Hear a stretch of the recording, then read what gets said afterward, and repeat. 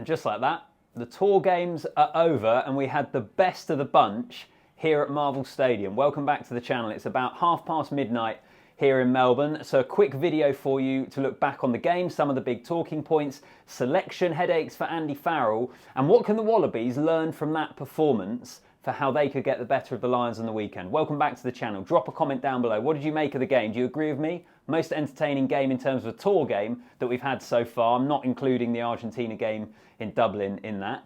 And it all took place here. They're spraying the lines off. Back to AFL here on Friday night, which I'm also hoping to be at.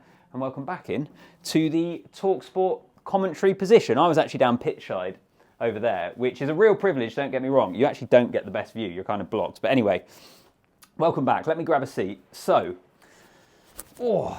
I feel like I'll start with the First Nations and Pasifika 15 because I thought they were awesome. And given the amount of teams on this tour and in these tour games that we have seen not really trouble the Lions too much, I suppose the Waratahs made life a little awkward for them, didn't they? The Brumbies were under strength in Canberra, missing a lot of players and weren't quite as competitive as we might have hoped. The Australia-New Zealand combined 15, great team on paper, but again, didn't really give the Lions that much to think about. I thought the team today, I thought they were awesome. I thought it was basically quite simple. And this is where I wonder whether the Wallabies can watch that game and learn from it. They just took it to the Lions. They went at them at the set piece and they went at them physically. And that isn't continuity and skill or because they've been together ages. They barely trained here. But they got themselves into an emotional place. And it's amazing what emotion can do in rugby. And I do feel, upon reflection of being here tonight, it puts more of a spotlight on that Wallaby performance for me. And how they didn't, I don't think, look to be at an emotional level that you need to be at for a first test of a Lions series on home soil that comes around once every 12 years. I think you can cause this Lions team problems. The Wallabies didn't do that enough on the weekend. But rugby's a funny sport, isn't it? There is something about a team that just emotionally gets themselves to a completely different place for a certain game. And it can go an awful long way. And I think the Wallabies, almost unacceptably, didn't have that at the weekend. I think they could have it. Well, I think they have to have it on Saturday at the MCG, and I think they can learn a lot from the First Nations team, which was awesome as well. It's awesome speaking to them as well afterwards, and Curtly Beale in the presser, spoke to Rob Leota in the mix zone, Kalani Thomas I spoke to pitch side, and the pride they have in that jersey, of wearing that jersey, and hopefully this is something they see more regularly. Like, all of them would be like, I would 100% do it again, sign me up. So I thought they were awesome. I thought the game itself was more entertaining as a result. There was genuine jeopardy in it. They ruffled the Lions. They got at them at the floor on the breakdown. I think two players in particular, actually, who've been awesome on this tour when we've seen them. Charlie Gamble in the back row and Salakai Alotto in the second row. Surprised both of those guys aren't in with more of a shout for the Wallabies. I know in the back row for the Wallabies, like Charlie Gamble's got some serious competition to get in there. But I think particularly you look at what the Lions did physically to Australia in that first test. Salakai Alotto physically has been awesome in these tour games, hasn't he? So, yeah, maybe we'll see those guys in Wallabies jerseys pretty soon. What about the Lions, though? I suppose we're looking at the positives. They problem solved. They went 14-0 up. They got pegged back to 14-all. They problem solved enough to be able to get themselves out of it and to be able to win the match. Absolutely gutted for Darcy Graham, who had scored a try, had looked lively. He was speaking yesterday here in Melbourne about his pride of wearing that jersey, how much it means to him. No one will be able to take that away from him, of course.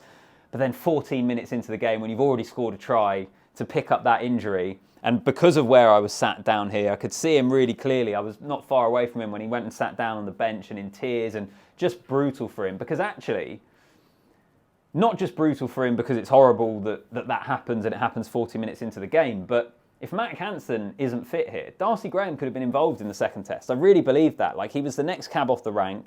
Brilliant player. I think I said when the team was selected, I would have had him in my team originally instead of Hansen. Now, Hansen's proved himself on this tour. He's been excellent, but that's the calibre we're talking about of Darcy Graham. And there's a really nice moment, actually, that some of the non-playing players, Finn Russell Ellis Genge came down and came out to him and gave him a hug, but he was in tears, and yeah, really, really feel for him.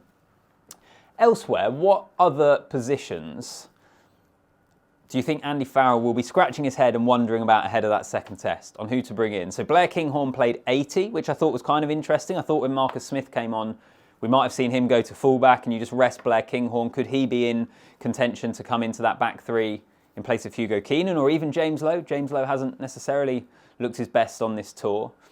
Owen Farrell at 12, I thought looked really good. Does he come onto the bench? I thought Gary Ringrose was excellent when he comes on. Again, the midfield is really interesting to me. It's been this way all tour. We haven't been sure how they would go. Ended up going with the Scottish pairing in the first test, which you felt was in part to Ringrose's injury. So Hugh Jones was always going to be the 13. Then you paired him with Tuipulotu because that's their club and country partnership. I think Ringrose, when we've seen him on this tour, has been so good. Hugh Jones has been really good. So do you go still with Hugh Jones? Does Ringrose come in which case does that alter whether Bundy Aki starts? I don't know.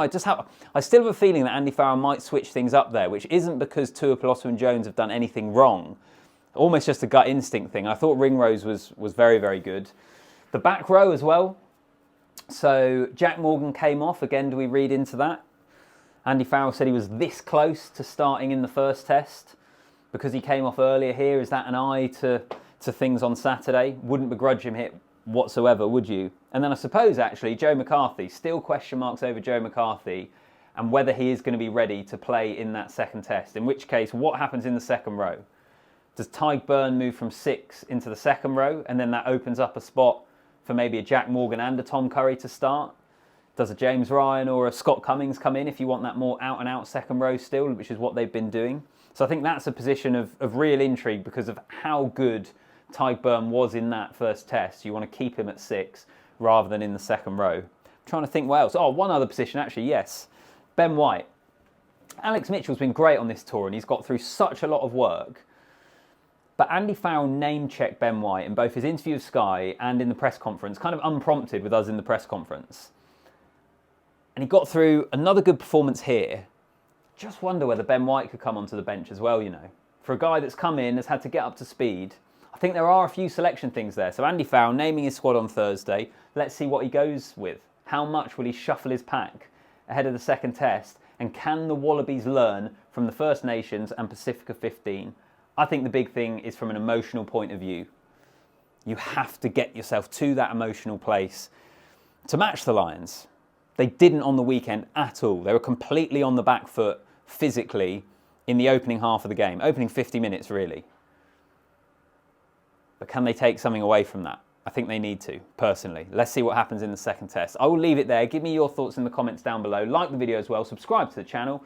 And I will see you. I'm hoping, can't promise, I'm hoping for a walk and talk around Melbourne tomorrow.